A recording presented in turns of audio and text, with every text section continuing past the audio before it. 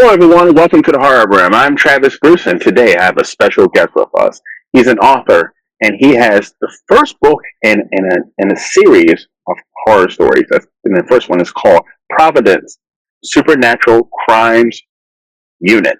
I have with us my man, Chad Actil. Chad, welcome to the Horror Realm. Hey, thank you very much, Travis. Yeah, it's great to be here. I've been a fan for a while. It's really an honor to be here. Thank you very much. Thank you, man. It's always fun to have a fan on as Yeah. well. Yep. So tell us a little bit about Providence Supernatural Crime Unit. Yeah.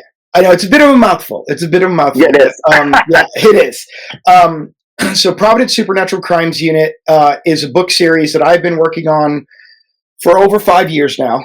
And it is set in modern day Providence, Rhode Island, but not the Providence, Rhode Island that you would notice. For a very long time, since I was a teenager, I have been obsessed with this idea that there is the supernatural realm, the horror realm that kind of sits just below our mundane world.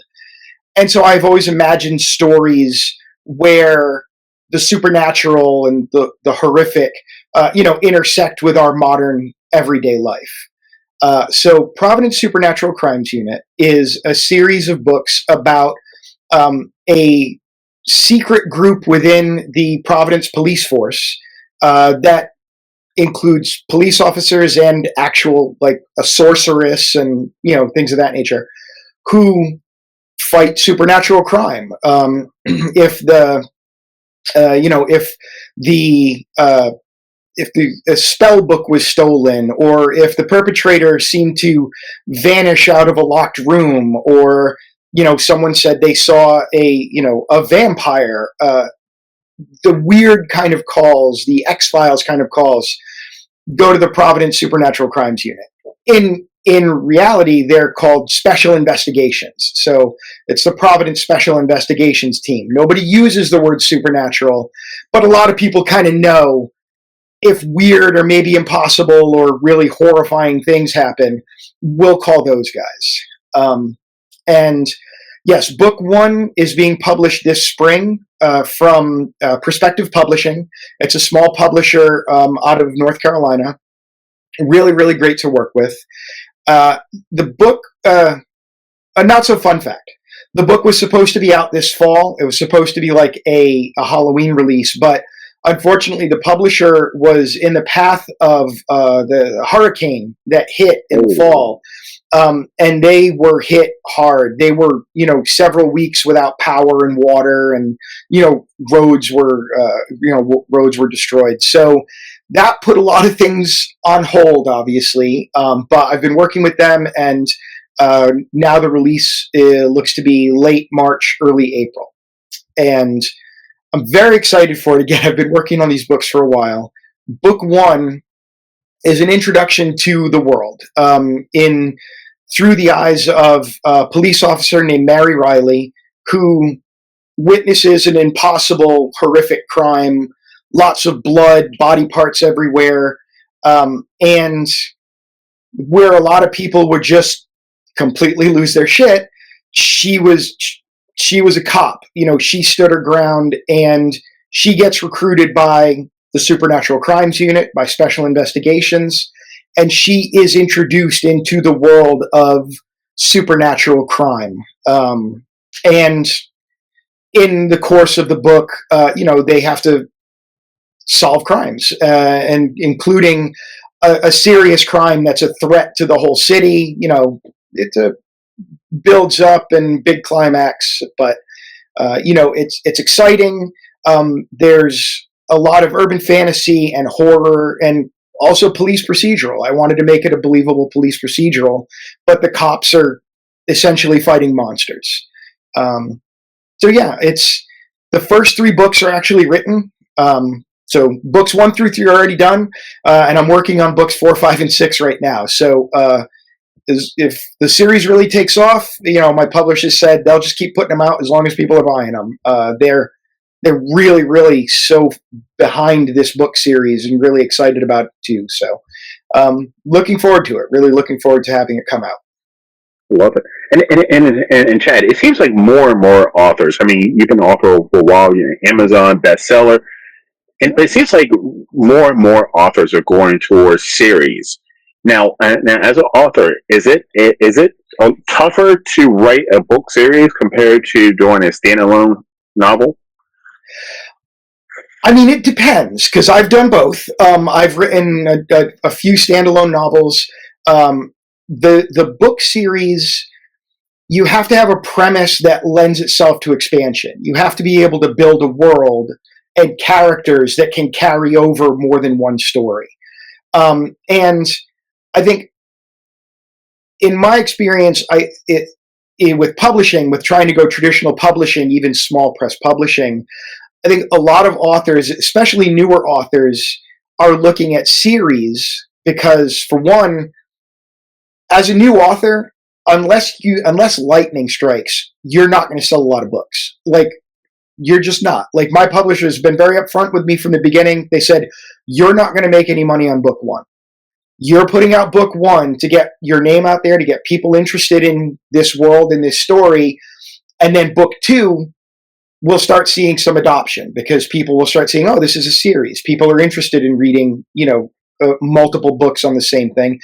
And he said, by book three, if it really takes off, that's how I've got 3 books written. If you really make a mark, by book three, you're actually starting to see sales numbers. You're actually starting to do well. That's not why I wrote 3 books. That's just what my publisher said. I had already written 3 books before I even found a publisher. But for me, I just fell in love with these characters in this world. And again, I'm from Providence. Providence is right over there.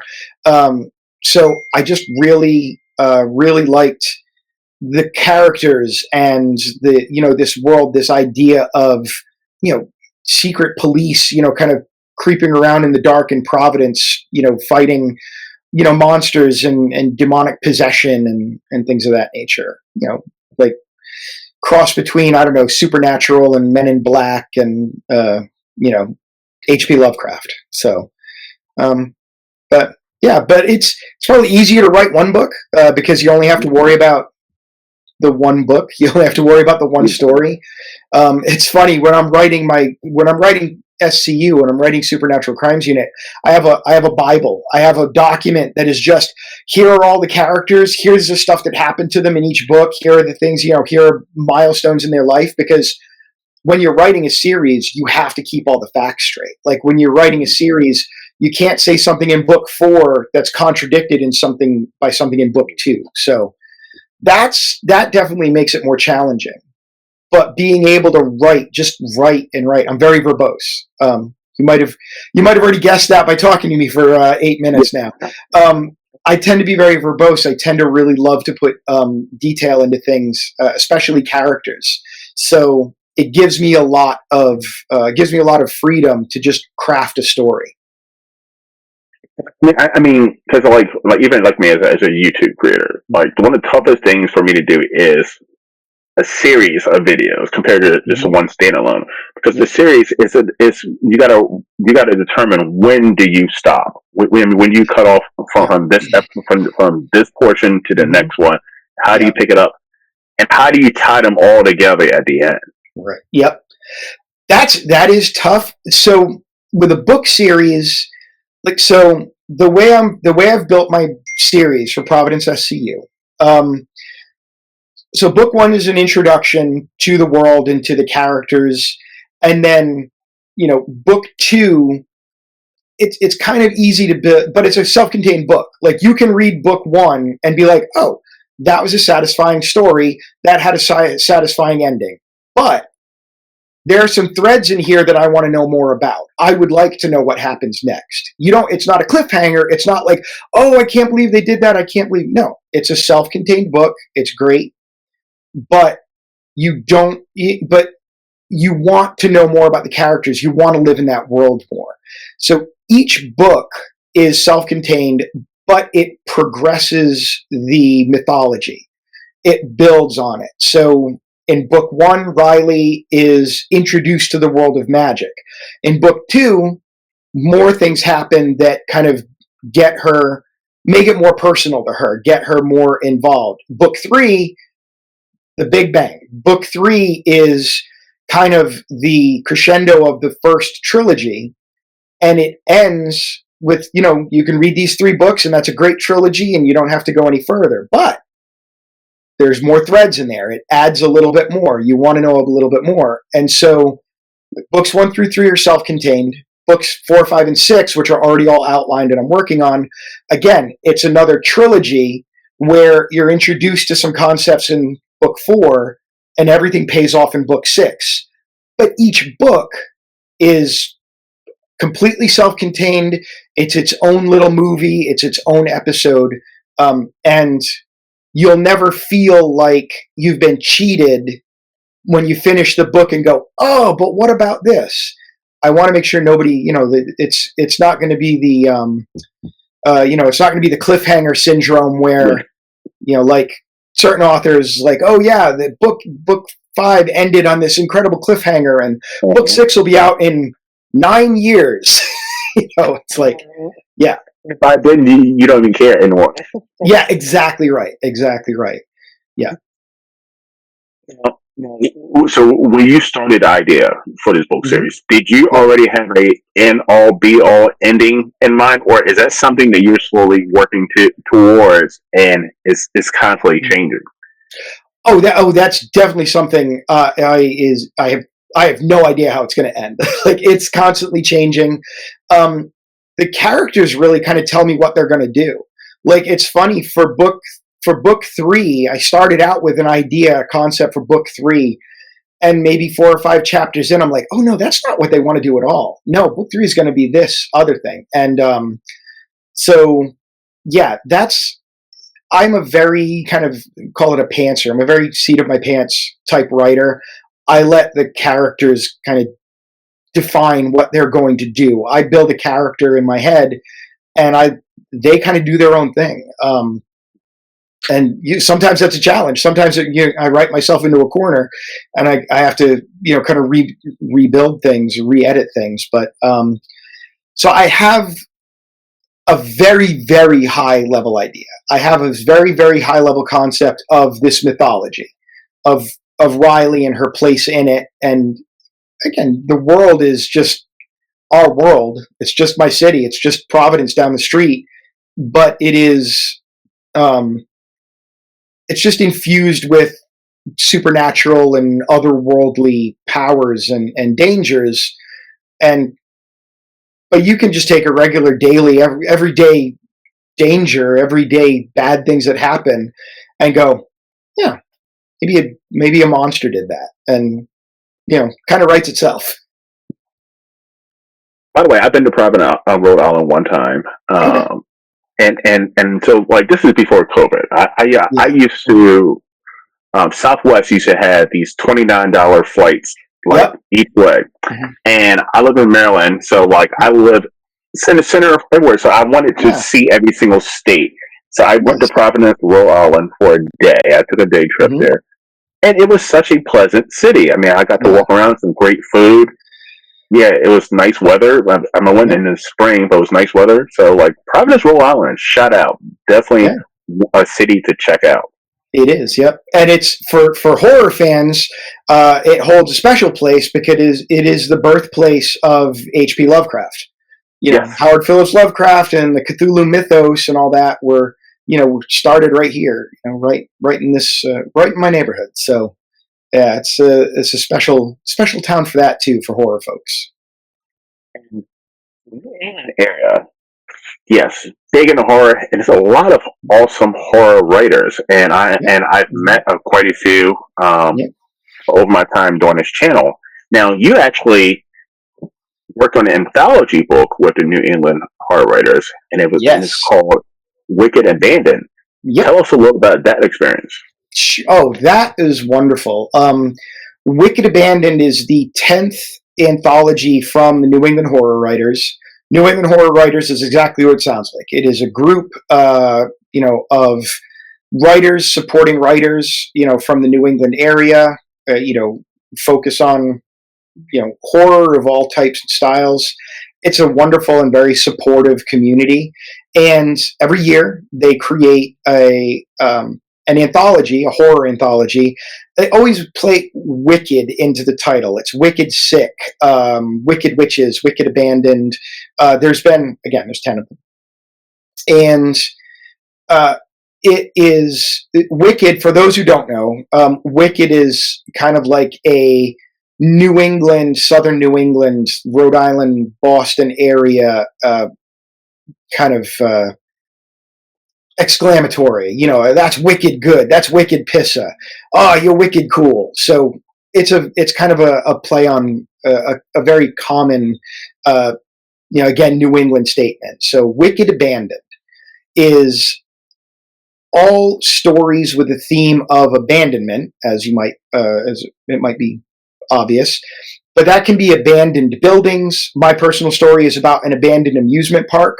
A couple of teenagers who go urban exploring in an old abandoned amusement park, in an old haunted ride called House of Horrors, and bad things happen. There are things in the dark that don't like to be meddled with. So all of the stories have an abandoned theme. It's a great anthology. I'm incredibly proud to be a part of it. And again, there's some really seriously terrifying stories in it. Well, I'm looking forward to reading that. I love anthology series especially when you have multiple authors contributing, because you get a little bit of everything. Yes. Yeah, you do get a little bit of everything. I love anthologies. Again, I started out primarily as a novelist. I've written, a bunch of novels, and that was kind of in my head when I started writing. I was like, I'm a novelist. I'm going to take taking novels very seriously. But then a few things happened. It's very hard to get a novel published. Even self-published, it takes a while. It takes a long time to write a novel. Editing a novel is very time-consuming.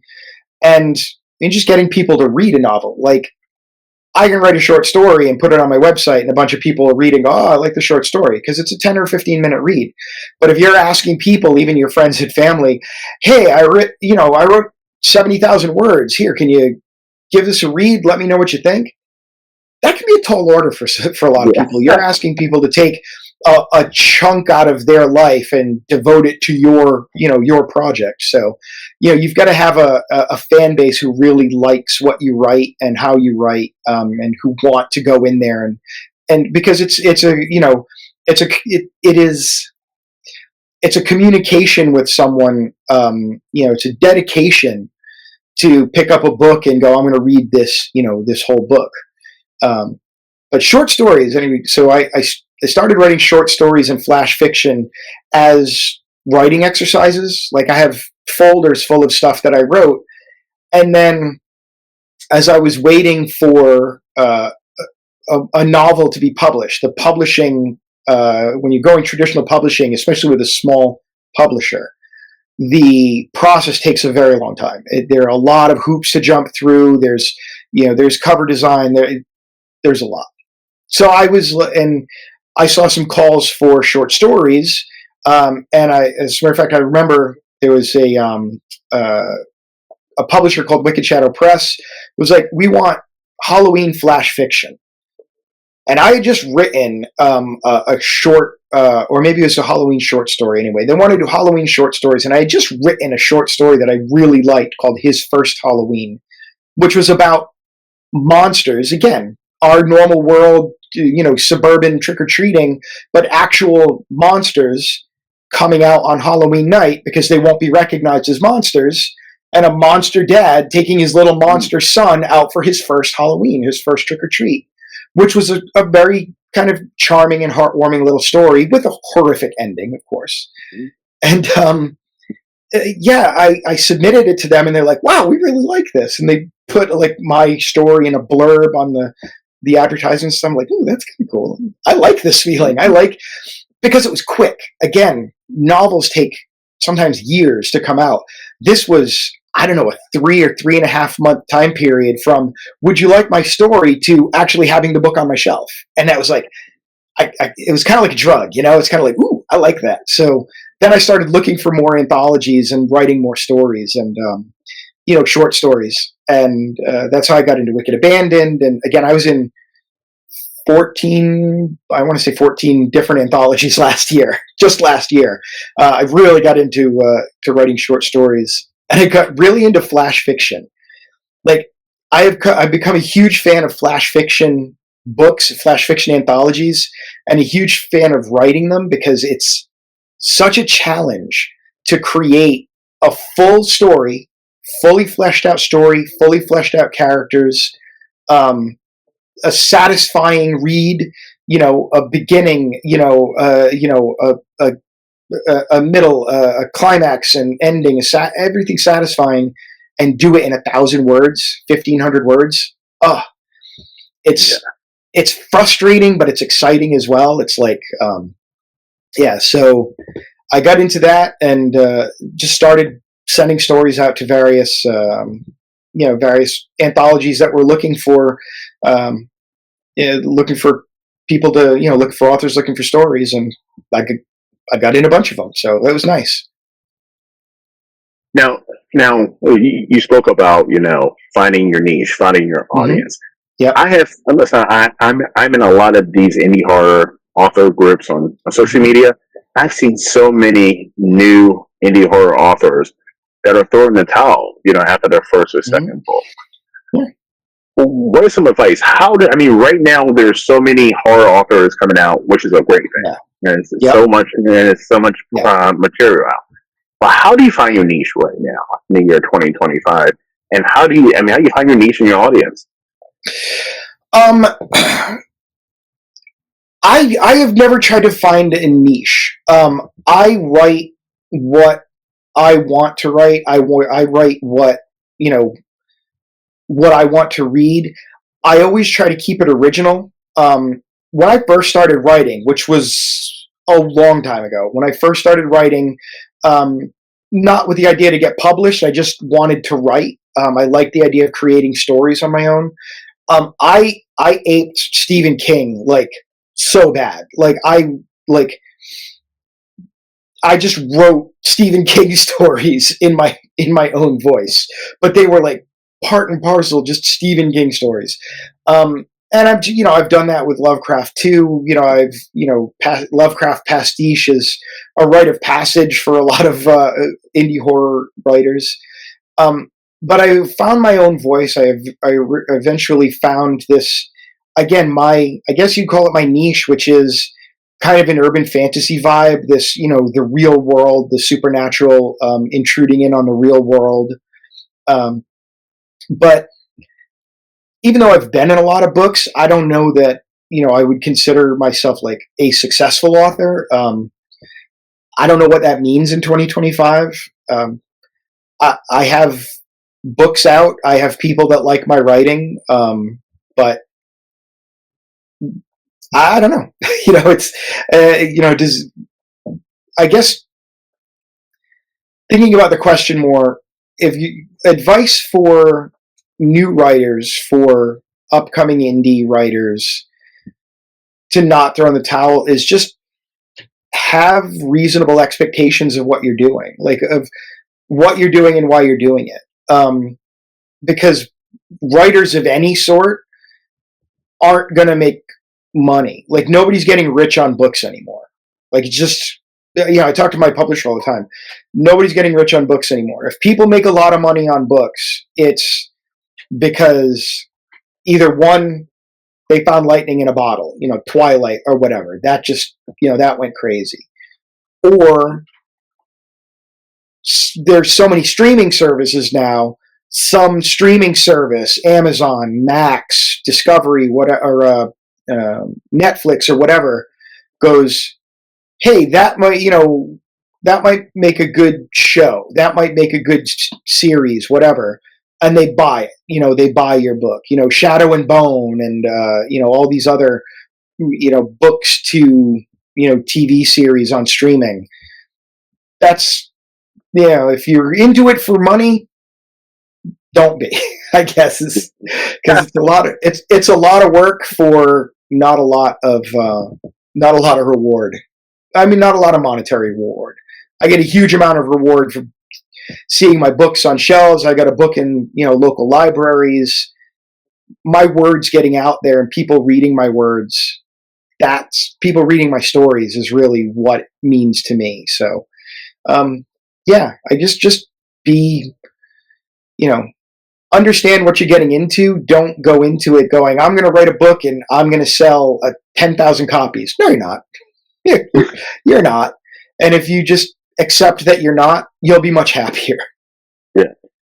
Set expectations. Yes. Yeah. Set It's all about expectations and all about understanding why you're doing it. Like I write because I don't know, because I'm a crazy person. I write because I have stories to tell. I write because I have worlds that I want to explore, and writing is a way I do that. If I had any artistic talent, I'd be painting them, but nope, words. Words is my gift. What? One last question I'm going to ask you. What is your personal opinion between self-publishing and using a small press? What are some of the benefits? Wow. I've done both. I've done both in a few different ways, and it depends on what you are looking for.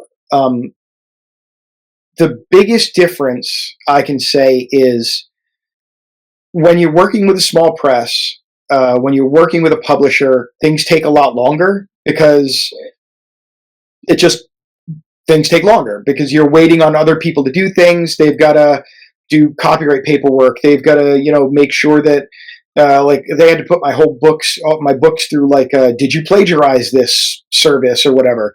They have to cross all the T's and dot all the I's to make sure that the book they're putting out is the best possible product they can put out because they need to make a profit. They're putting an outlay of cash to make a cover, to do the editing, to do, there's a lot that goes into a book, and they want to make sure that there's a potential to get their money back.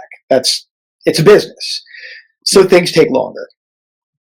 But the plus side for an author like myself is I didn't have to pay for cover art. And I mean, I've got great cover art for Providence SCU. That was, my publisher, did a great job coming up with a cover, has a cover concept for all the books coming up too. It's great stuff. And they're doing the editing. They've got professional editing, 2 rounds of that. They're doing all of the paperwork for, copyrights and Writers Guild. And so they're taking care of a lot of stuff that either I would have had to pay for out of pocket or that I didn't even know about. Like there was stuff that as a self-published author, I didn't even know about. So that's good. You just have to wait a while. You also get, depending on the publisher, you'll get some assistance with promotion. If a publisher is doing their job, they're going to be promoting on social media in certain areas. They'll be booking your bookstore. It's easier to get booked into like bookstore signings and things like that if it's coming from a publisher and not, me just knocking on a door going, hi, I've got a book. Can I come in and, sign it for people? So there's pluses to that, but again, it takes a lot longer. Self-publishing, if you want, like I self-published my first book, literally, it's funny. My first novel is called The Midnight Tree. It actually hit Amazon bestsellers list for a few days last year.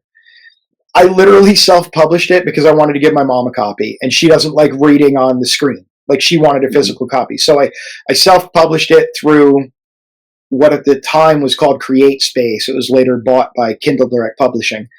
I literally just put it together and, made a book so that I could give my mom a copy. But people really liked that book, and I've gone on to do a second edition of it. I fixed a bunch of my early mistakes and republished it and put it on Kindle because it was self-published long enough ago that there wasn't an ebook option at the time. So I went through it, I re-edited it, put it on Kindle, and it's done fairly well since then. Um, but you can do it quick. Like you can, if you've got a book done that you're happy with, you've got to do all the editing, make sure everything's good, because there's nothing worse for a writer than getting a hard copy of their book and opening it and, oh, page 3, wow, that's spelled completely wrong. Huge typo. Like, I've seen authors with a typo on the cover. The cover of their published book has a typo. So that's a pitfall of self-publishing. Again, editing, you should spend the money to get a good editor. Like, I no longer trust myself with self-editing because I know that I make enough mistakes that I don't catch, that I don't pay attention to. So I always have another editor. I have a wonderful editor that I work with. And she is a stickler for grammar. She'll point out, you use this word like 3 times in the same paragraph. I like that word. So definitely you need to pay for a good editor unless you're lucky enough to have someone who does that for free. But yeah, pay a good editor. You need a good book cover. And I don't know how much this is, how much that's, true in this world of ever improving AI. I would never use AI on a book cover because I believe in paying people for the work that they do. But a lot of people just, you can slap on an AI book cover these days. But what you should do is find a good cover designer, a good cover artist, and work with them and pay them what they're worth and get a good cover that'll stand out on a bookshelf or on the, even ebook. You still got to have a good pop to draw someone's eye to your book on the screen. So yeah, you can do it a lot quicker. I could probably, once I'm finished with a novel, I can self-publish it in 2 to 4 weeks, depending on, who I'm working with for editing and cover art. I can have a book out, in under a month. Whereas, small publisher, 1 to 2 years sometimes. But again, I've got all the expense for cover art, for editing, and then you've got to promote it yourself. You don't have any backup to promote it, so you're spending hours a day on social media. You're paying for social media, to promote things.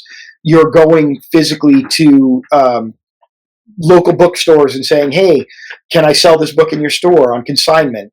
Hey, can I have a book signing here, etc. So there's a ton of work you have to do on your own as self-published author if you want your book to sell. So it depends on where you want to put the work in and where you want to put the money in, and if you want to wait. Now, listen, I lied. I have another question for you. Is it worth? So I go to a lot of horror conventions. I go to a lot of horror book conventions.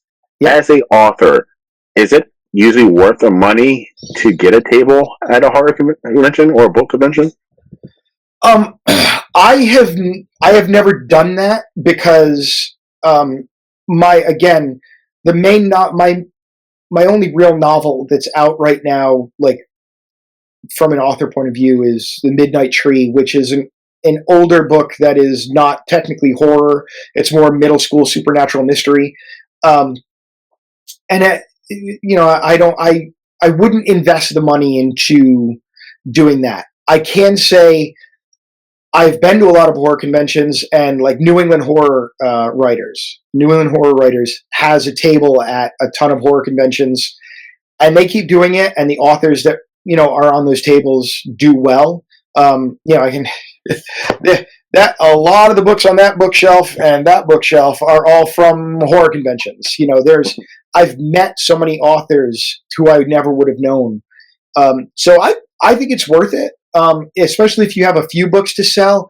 If you've got your one indie horror book that you're trying to get off the ground, and you're fairly unknown, I honestly couldn't say. I'm like, yeah, I don't know. I don't know if that's going to be worth it for, especially depending on how much it is. Some of the places I've seen, you get a table for $150, and if you sell 15 or 16 books, you've covered the table and you get your name out there and you meet a bunch of people.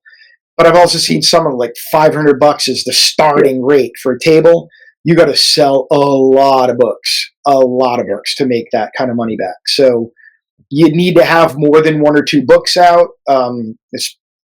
You need to be either fairly well known in the area.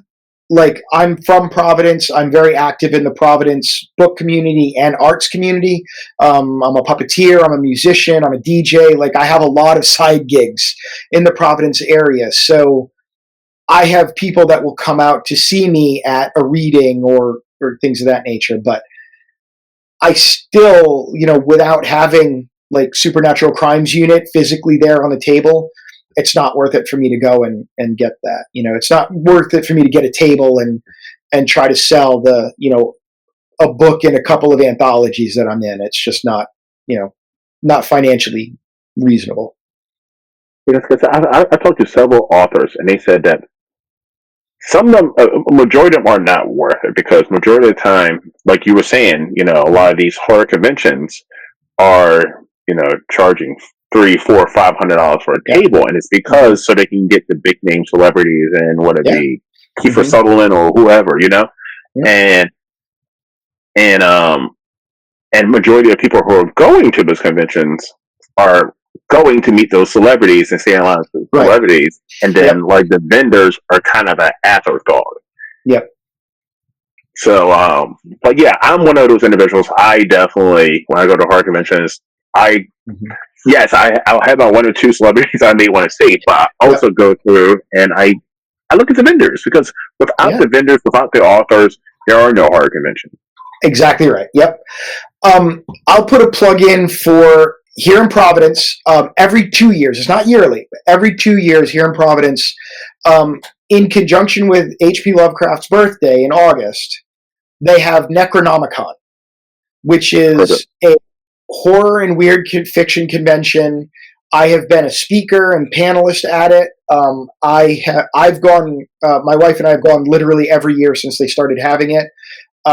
It is put on by Lovecraft Arts and Sciences, which is a wonderful group that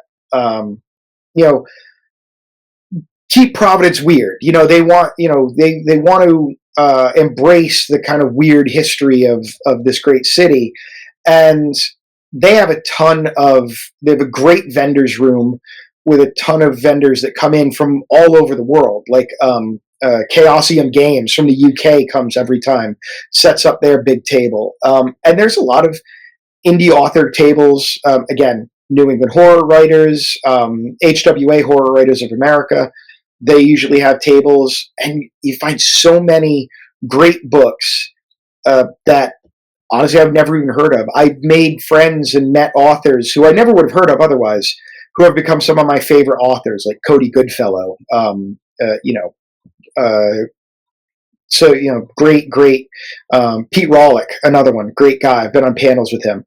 I didn't know who he was. He certainly never would have popped up in like my Facebook feed or on an Amazon search, but man, I love everything he's written. He is a fantastic author. So that's the value, and a very niche, a niche convention like that, like Necronomicon. If that's the kind of stuff you're into, yeah, you really you really great stuff there. I love it. That's actually on my list of conventions to go to. Yeah, definitely on my list. If you're it's not happening this year, but August 2026, let me know. I'll hook you up. I sure will. Yep. Listen, Chad, where can everyone find you and your work? You can find me at chadankdal.com. Everything that, from my author point of view, everything is there. So you've got links to all of my other social media. You have all of my published works. I've got a few author readings. I have a YouTube channel. I do, author readings there. I write articles sometimes. I am an author with Aphantasia, so I do articles on Aphantasia and just general writing. I publish short stories there for free. I've got a mailing list you can join. I don't spam people. It's just a once a month, hey, everybody, here's what I'm doing. So yeah, chadankdal.com, which is how it's spelled. Go down in the description, everyone. The link will be down in there, so definitely click on and follow. Yeah. So I also want to say a quick shout out to Joshua Weiss for hooking up this amazing interview. Joshua, you're the man. Yep. Joshua's great. Yeah, he's a great guy. I was just talking to him. Yep, really good stuff. Well, Listen, Chad, I appreciate you coming on, man. Listen, I look forward to seeing you next year at what's it called? I can't pronounce Necronomicon. that. Ne- Necronomicon. yep. Yeah, you Let's got it. pronounce It's it. almost there. Yeah. Yep. Yeah, I look absolutely. forward to seeing you there, man, because I All right. definitely want to check out Providence Rhode Island. Unfortunately, it's not $29 a flight anymore to get there, but It is it's not not that much $29 flight more. anymore, but it's not Yes, too bad. Yeah. yes, it's All not right. too bad. All right, Okay. listen, everyone. Well, thank you for coming to the Horror Room. I'm Travis Bruce. We'll see you next time. Take care. All right.